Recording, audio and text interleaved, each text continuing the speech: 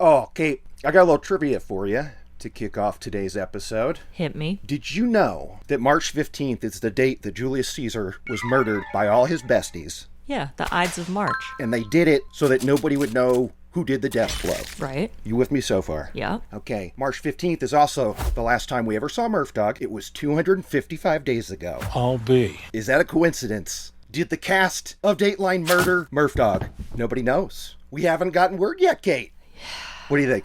I'm getting worried. Much like, I've been inspired to open up a tip line. You may be able to help solve a mystery. So if you've got any info on Murphdog and his whereabouts, hit me up on my personal cell, 323-420. You're putting your personal details out there in the world. Well, maybe I bleep one, maybe I bleep them all. We'll see, Kate. But that's how freaking serious I am. I want to know what Murphdog's up to. E2 J-Mang. I'm Lester Holt.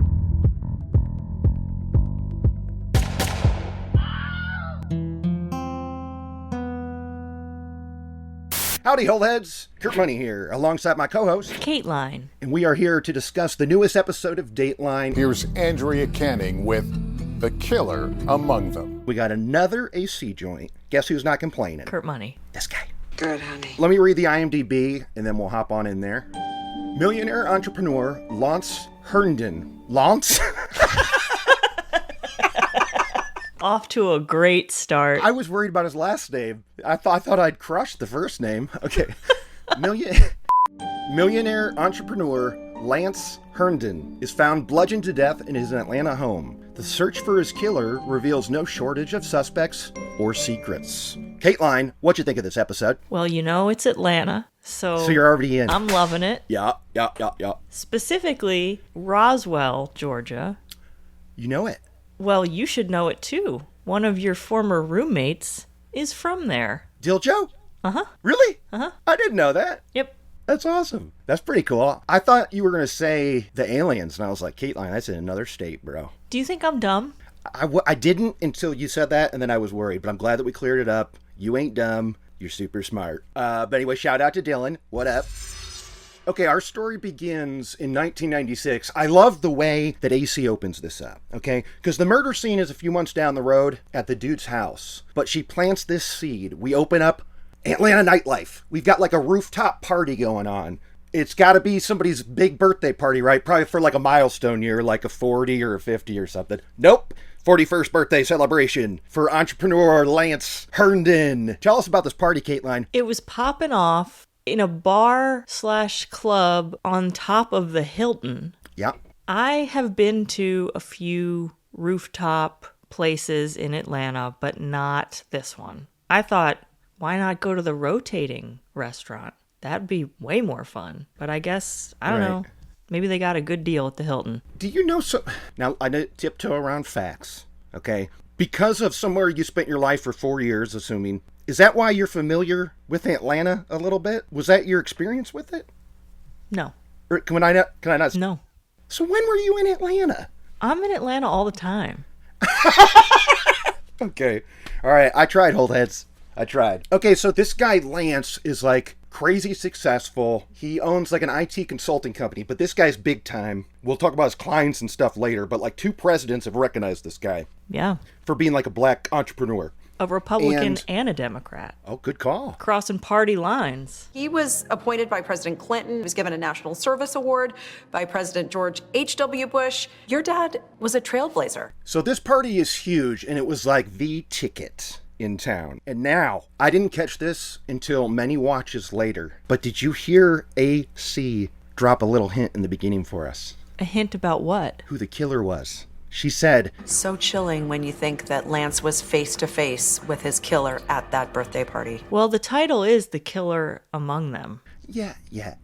Okay. But later, when we discuss this party, you know what, Kate? You know what I'm saying. It's a good plant by AC. Sure. About a 9 on the tension scale, Rube. So the party goes off without a hitch. Huge hit. 4 months later, Holly Stuber, an employee of Lance's, shows up to his house in a Tony neighborhood. as AC called it. In the Tony Atlanta suburb of Roswell. So Tony means like fuddy or like rich or something? Mm-hmm. Cool. I loved it. In a Tony Atlanta suburb, she shows up. The office is like in the basement. And usually when she rolls in, her boss, Lance, has like a little micro cassette tape with instructions on it. Yeah, this was interesting. Yeah. I don't think I've seen this before, but the employees would come in every morning and have this little tape of instructions sitting on their desk. I guess he did better recording his thoughts rather than sending an email or making a list or something. Yeah, and I was thinking that means every desk had to have a micro cassette player. Because it wasn't, is that what it was called, a micro cassette? We're not talking like cassettes you put in a boombox and rock out to. It was the little guys. It was a little tiny one. So they all got players for them. Yeah, I thought it was kind of cool and weird. It was weird. Yeah, I liked, it sounded like this guy was really quirky because she told us more about what it was like working there and how he was very particular about certain things. And this might have just been one of those things. Yeah.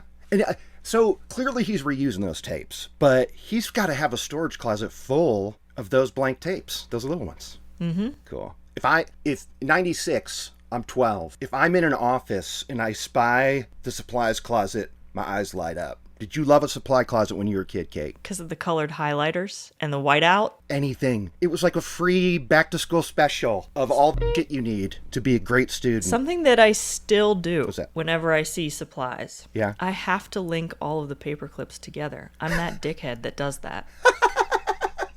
You take them out and... Mm-hmm. Wow. Yeah. And then put them back in, and then when someone goes to grab it... The whole thing. Chaos. And there's Kateline in the background just going... Oh, I'm gone. You're in the wind. They don't even know who did it. That's pretty sweet. I love a free pen, and I've got a lot of opinions on pens as a left-handed writer, but I'll save that for our left-handed writing podcast kicking off next year. I didn't know you were a lefty. What? Yeah! I'm a proud southpaw. What do you think about that? I feel sorry for you. Why? Because of, like, instruments? 'Cause I gotta have guitars made for me, Kate. It was a bummer back in the day. Well, Yeah? more so because you always had pencil all over your hand. Yeah, that's true. That part did suck. What also sucks, Lance is nowhere in sight. So Holly's getting worried. Now, a few hours later, around 10 a.m., Lance's mom shows up. And Holly says, hey, I don't know what's up with Lance. I can't find him. Boom, like a beeline, Lance's mom shoots up the stairs to look for her son, right? Like she was instantly worried and on it. And with good reason. Because what did she find when she went into the bedroom of her son? She found him dead in his bed, laying on his back with his hands kind of resting, crossed in front of him and resting like a vampire. Yeah. And clearly he had been beaten to death, and there was blood everywhere. Yeah, and we hear the 911 call, and it's brutal. We hear Lance's mom on the phone saying, like, somebody killed my baby. Mm-hmm. I came in the house, he's 40 years old, I found him in the bed. Somebody done killed my baby. And immediately, I'm thinking, jealous girl. Yeah, because I mean, that's not a bad theory, because as is made clear to us from minute one of this episode, Lance was a big hit with the ladies. Yes. Right? He juggled a few. They love talking about that. I feel like the way that Dateline says that is they have someone say, like in this one, Lance loved the ladies. Lance loved women. And women liked Lance too. I feel like anytime he's a player or something, that's what they say about him.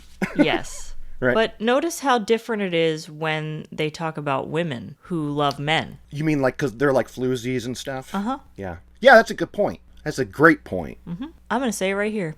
Do it. Lance was a floozy. So many lies, so many lovers. So we hear the 911 call, and the cops come. We got ourselves a crime scene here. Did we talk to the detectives that were on the case? We did, didn't we? Yeah. Oh, so the crime scene, like, they can't find a murder weapon. They don't find any blood. They see that the shower is wet. So clearly the killer felt comfortable enough to shower up and clean and not have any, like, fingerprints anywhere. And then when they do, like, a sweep of the house, they notice outside there are, like, crumples of gum wrappers, like the little tin foil for, like, double mint Wrigley gum or something, right? Mm-hmm. And that's kind of weird. They found gum wrappers outside the house. Yes, they found gum wrappers, a lot of silver foil, like rolled up, and some were just crumpled up all around the driveway. Because usually those cigarette butts, I love it as gum for once. This was kind of like one of my favorite parts of this episode. This I like whole gum this. thing. I like this. So the cops start to look into Lance's life, and as we've said, there's a lot of ladies to talk about, so there could be a lot of suspects. And we are presented with 4 main ones right off the bat that are our main suspects if it was a lady. And who knows how many others. These are just the best suspects they had. Yeah, because also there was some teacher that he had. Who was the teacher? Who was the teacher?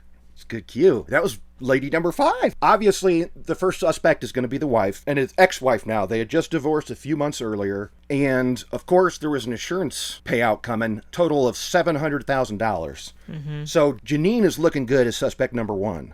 Yep. I liked Janine. I felt like Were you suspicious up top? No, I was not suspicious of her. She felt like a good ex-wife for him to have because she didn't seem jealous or upset by his wandering eye. I mean, she talked about the wandering eye. It's what broke them up. Yeah. But she was over it, and, you know, they had a son, and that was what she focused on, and she had her own life. Yeah. So this is suspect number 1. I'll tell you this. I thought Janine was a smoke show. I thought she was super hot. Didn't you? I mean, I thought almost all the women in this were pretty hot. Yeah, that's true. I got to give tops to Janine, though. I mean, Lance was good looking. Yeah, he was a good-looking guy. He had a great stash. Let's talk about that. This is 96, okay? We're seeing pics of him. What's his style all about? He's looking good. He's looking kind of like a preppy Brooks Brothers type dude. And then his son actually was wearing a Brooks Brothers shirt in one of the interviews. Good eye. He did have great facial hair. He had that kind of facial hair where he's clean shaven, but like 3 hours later, you see the shadow coming in, but it looks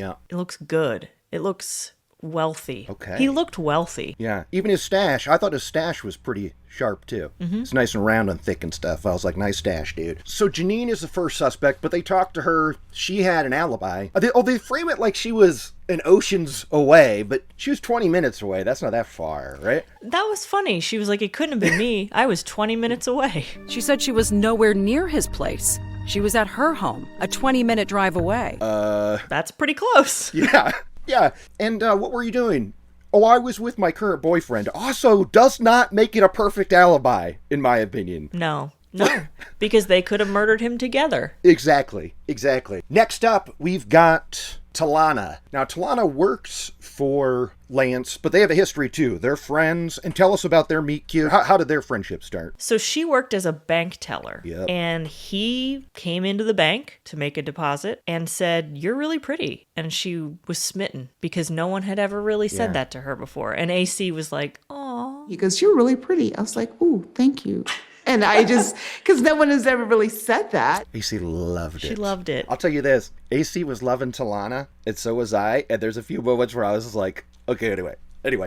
So they meet at the bank. Yeah. And he asks her out. He gets her number. He asks her out. He sends her flowers. They are kind of an item, but they slowly begin to turn more into friends. And then years later, she needed some money, and he hired her to work for him. And they're just good friends. They're not friends with benefits anymore. They're just... Well, but they used to be, didn't they? And that they was used AC to be. Set her up. Remember what AC said? Because she said, well, we were friends with benefits for a minute. A hot minute. We were friends with benefits for a minute. So things turned romantic for a hot minute? A hot minute. That was good stuff.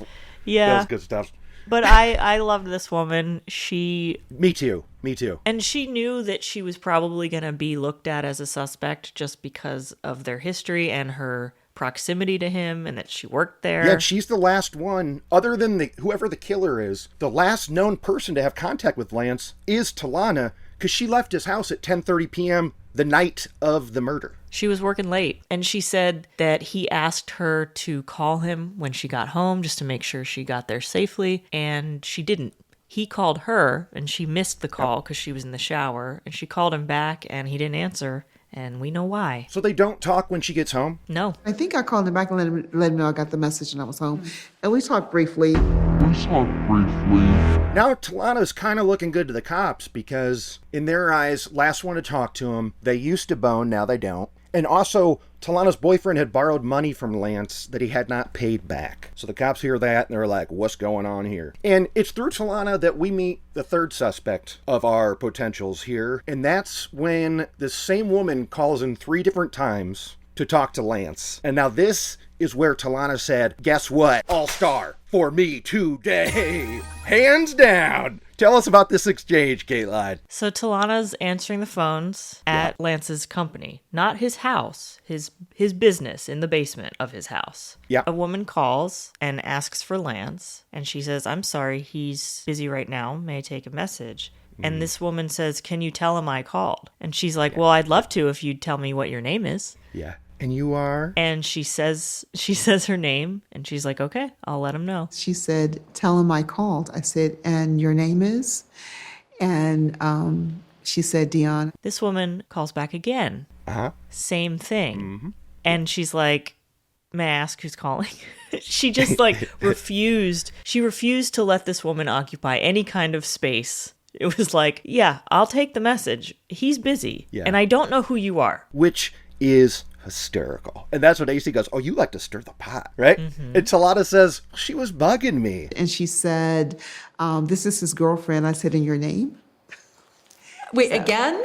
Yes. The second time? Yes. How did she take that? She wasn't very happy, but she still gave me her name. So I said, I'll let him know you called.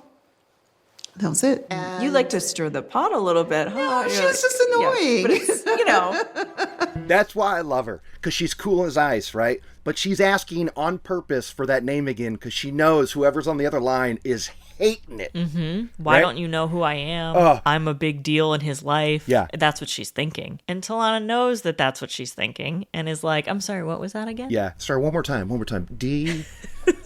So this lady's name is Dion Bao. And does she come over before Talana leaves? She does. No. Because she was on her way over, it sounded like. Is that when they met for the first time? No. Talana sniffed her out and was like, she's trouble. Right. And she said, she literally told Lance, I don't like her. Yeah. She's not the one, Yeah. is what she said. I told him that day, I was like, she is not the one. I said, she is a jealous woman. Wait, that's a perfect spot I'm going to put in the, and when you see her coming, she's always trouble. Remember Kurt. Oh, I love that clip. When you see her coming, she's always trouble. Oh, it's so good. Nobody owns us. Nobody runs us. Talana also said that Lance told her the reason why he liked Dion was because she let him do whatever he wanted in bed. And I guess Yes. the other women didn't. So, we're talking butt stuff, huh?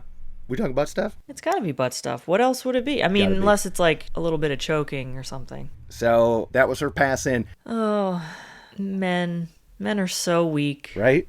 That's all it took. I said, she is a jealous woman. And he said, yeah, but she lets me do anything I want to in bed. So now that's Dion. We've met Dion. We don't know what her story is, but we know that we don't like her because Talana's given us the scoop. But it's pronounced the Dion, cops- right? What am I saying? Dion. You're saying what it should be, but she's saying it's Dion. Dion. Okay. Dionne. Dion. Yeah, that's Dion, not Dion. Like Dionne Warwick. Great point. Spelled the same, too, I believe. Spelled the same. Yeah, Is it? I think. Wait, maybe it's just... I don't know. Is Kate off to the goog? To the goog. There she goes. Yep. Spelled the same. Sweet. All right, we were right. One thing we got to mention is that when the cops are at the crime scene and Lance is in the bed, the alarm clocks had frozen at 4:10 a.m. because this fool was waking up at 4 a.m. every day. He follows rock hours. This is crazy, right? It is. What do you think of people who wake up at 4 a.m.? That's yesterday. That's late night yesterday to me. What do you think? They say that early risers, rise and grind, get that paper. Okay. Well, That a lot of CEOs get up early, and he may be following the CEO playbook. yeah, and when Talana tells us that he would say, when I wake up, the other side of the world their business day's already started. Right. Okay. All right. He would set 3 alarm clocks, and one of them was like an old-timey, the letters would flip over. Mm-hmm. That's how they knew what time it was, because they think that somebody pulled it out or something. Yeah, it would have had to been unplugged at that Yeah, time. for it to freeze. Mm-hmm. Oh, another thing they notice in that crime scene, there is a framed picture on the bedside, and this framed picture is of a woman, and now this is our 4th and final suspect. Kathy. Now, Kathy is his current girlfriend, supposedly. Like, even in the show, they're like, she's as close as we could call to his girlfriend. She's right? the woman that he would bring to public events. Yeah. She's the woman who other people in his professional life knew as his girlfriend. Yep. I think it was more of, this is a person that looks good on my arm, and we travel together, we attend parties together, and we look good together. And so that's the one in the picture with it face down. So between the brutality of the murder, the fact that this lady's picture is down, the cops are going, well, it's probably not her, but it's most likely a lady that is mad to see that face in that frame, and they put it down. Mm-hmm. That's what they're thinking. That's what I was thinking. Yeah, but then when they talk to Kathy, Kathy's not in this episode. Well, actually, Talana is the only one we talk to. She's the main talking head, and she rules. She's stirring that pot up with AC. She's just annoying. But we don't talk to Kathy or Janine or Dion. And what are Kathy's demands when someone calls and says, hey, your boyfriend for parties has died? She is unaffected.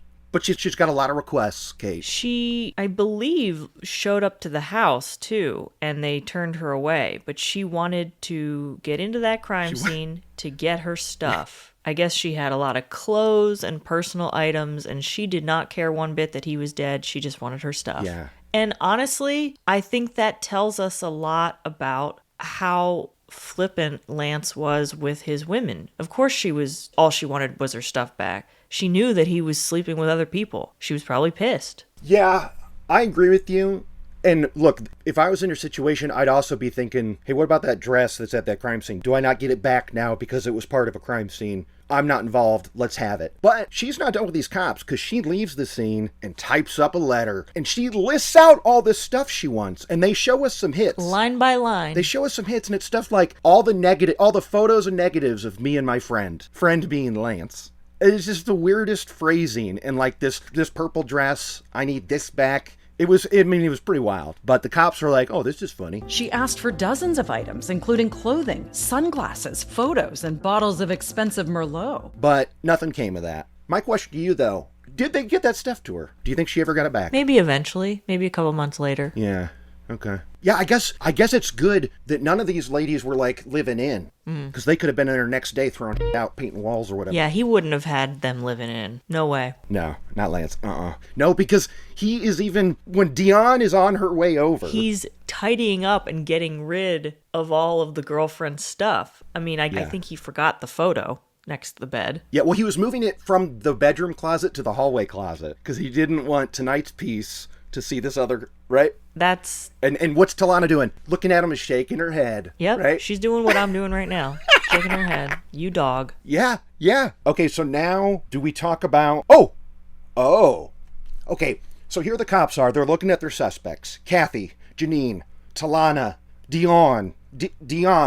Dion's looking the most suspicious. They bring her down for a convo, and this interrogation made me sick. It annoyed the hell out of me. Kateline, tell us about how her interrogation goes. Well, she was being kind of flirty and giggly. Yeah, and yes. She was talking about how Lance would sometimes give her money, and they're asking her how much, like $50, and she's like laughing. $50? What's that gonna pay for? I mean, like, was it 50, 100?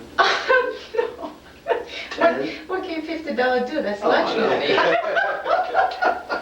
In 96, $50 in 96? That's like lunch for 2 weeks. Yeah. Or as the cops point out, that's our grocery money for the week. Right. Because she's sitting here just being so like, oh, please, $50, $100, no thank you. Try $700, $800. It was no thing. And she goes, oh, you guys are making me feel embarrassed. Good. Because it's not just a little money, and it is every single week. She's going to him and getting $400, $700. And meanwhile, he also just leased a Mercedes in her name. For her.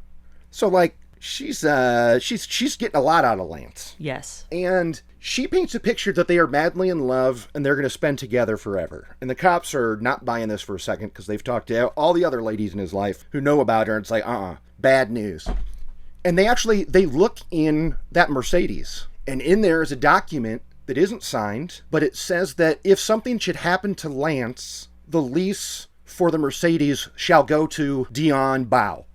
right? Which was weird because if it's leased in her name, it would go to her. Yeah, I mean, maybe he leased it and she was on there as like an additional driver or something, right? Like, I don't... You don't really need the piece of paper to do that. I mean, it's like, if your name's on the lease, you just change the billing information and now you're paying for it. Right. Well, maybe she didn't know that because she literally, like, we don't know what her plans were for this document, but it was to revise his will. Yeah, she wanted that car. This is looking pretty suspicious, huh? Now, granted, it was a nice car. Do we see it? AC said what it was. It was a Mercedes. I don't remember the model. Car Kate, that's not great. You should have remembered that. He even leased a new silver Mercedes for Dion to drive.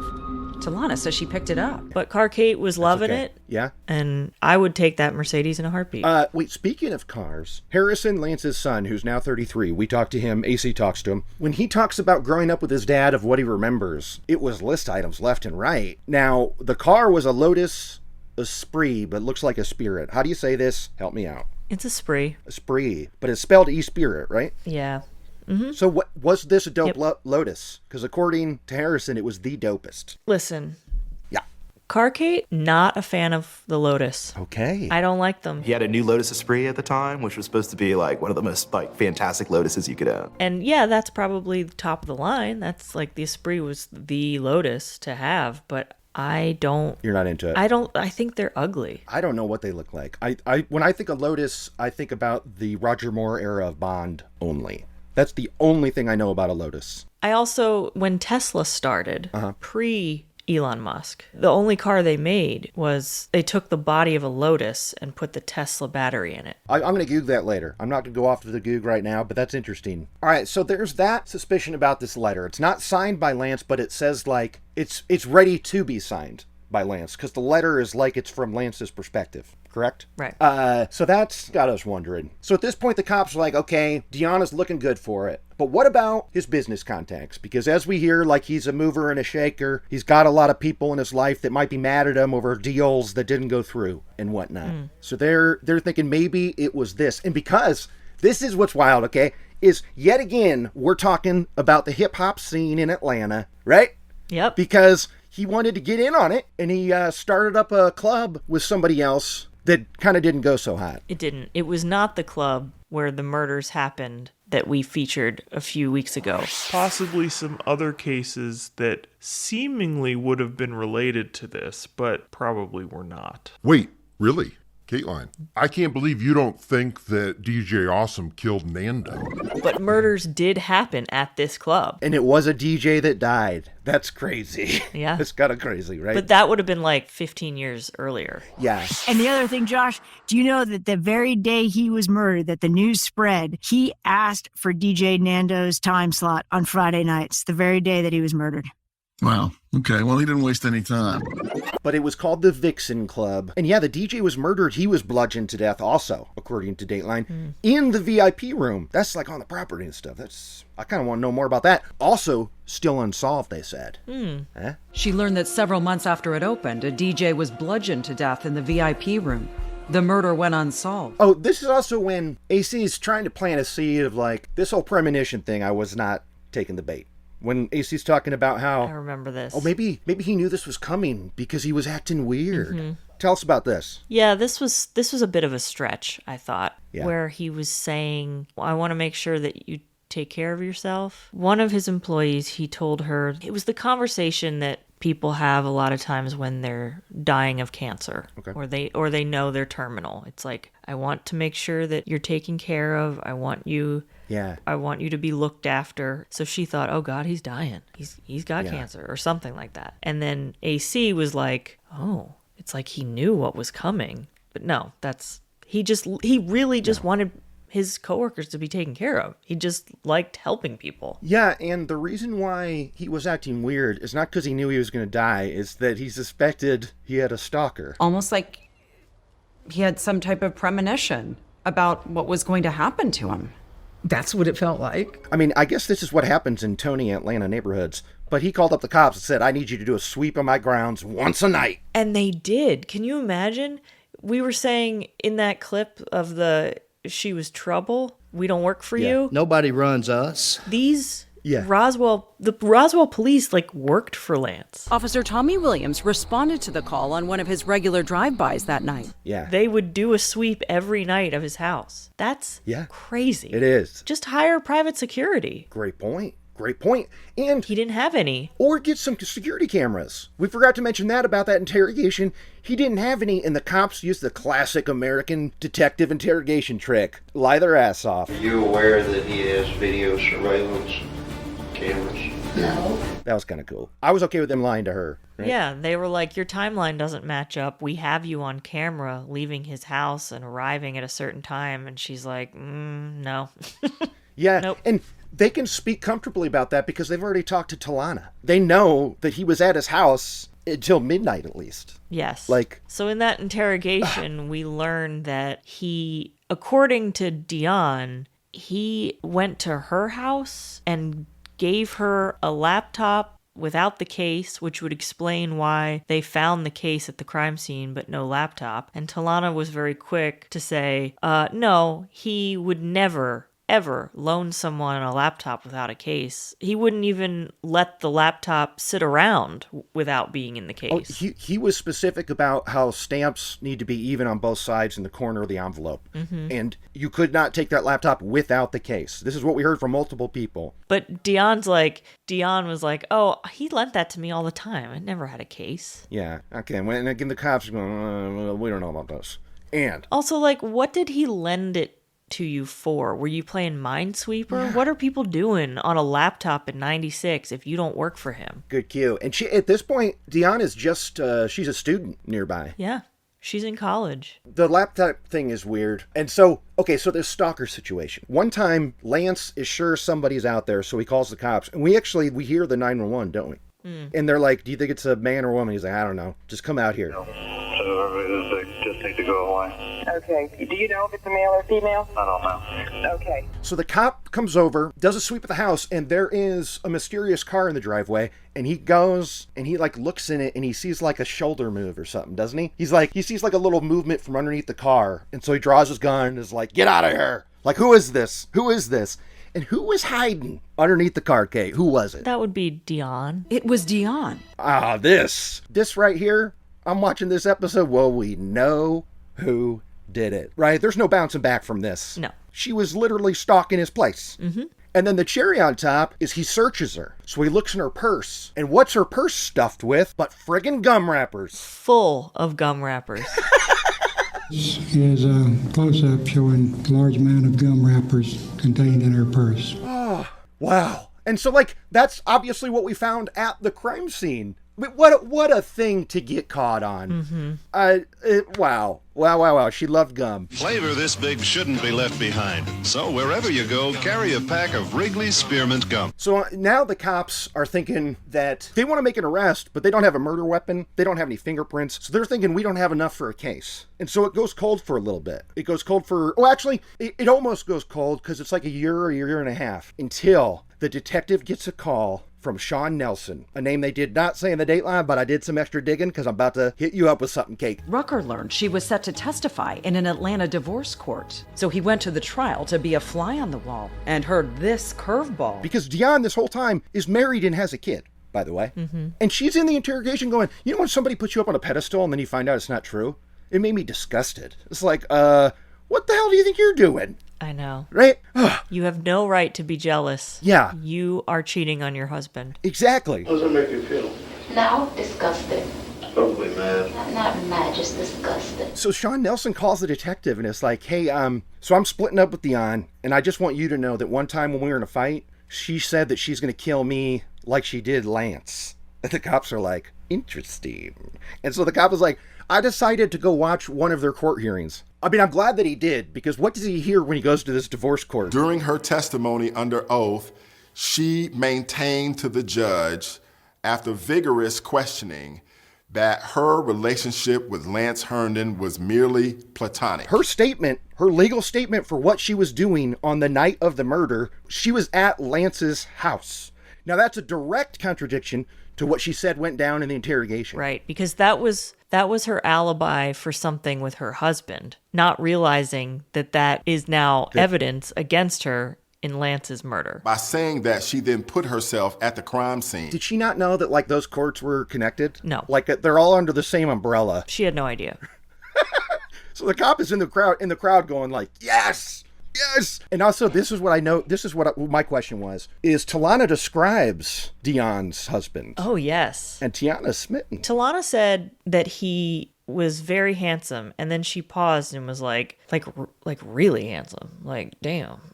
And then I found out later that she was actually married and that her husband was quite handsome. Quite.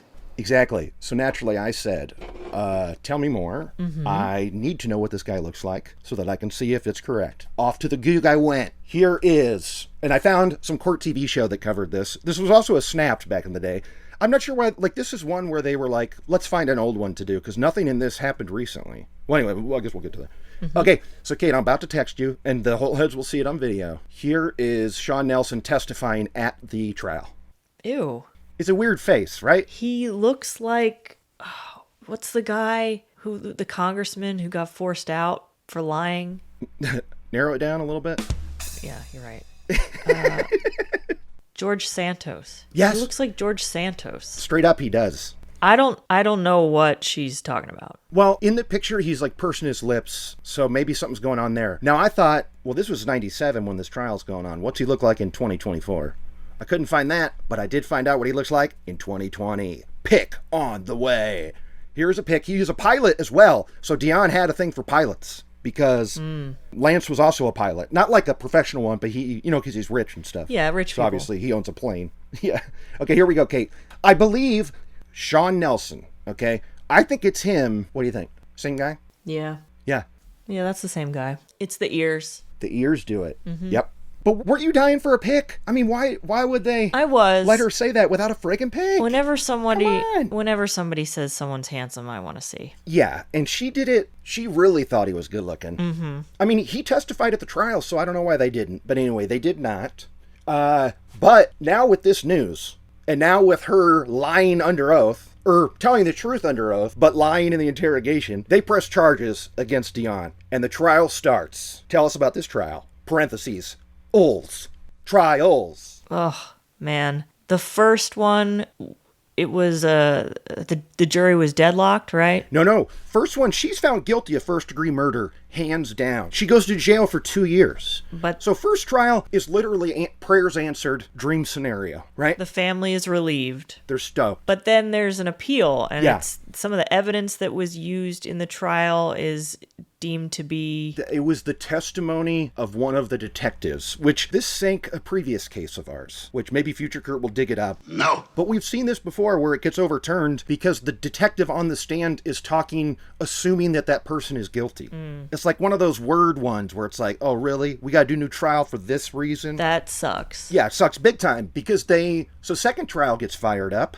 And what happens with this one? That's the one where they're deadlocked. 11-1. Who is that one person who's like, no?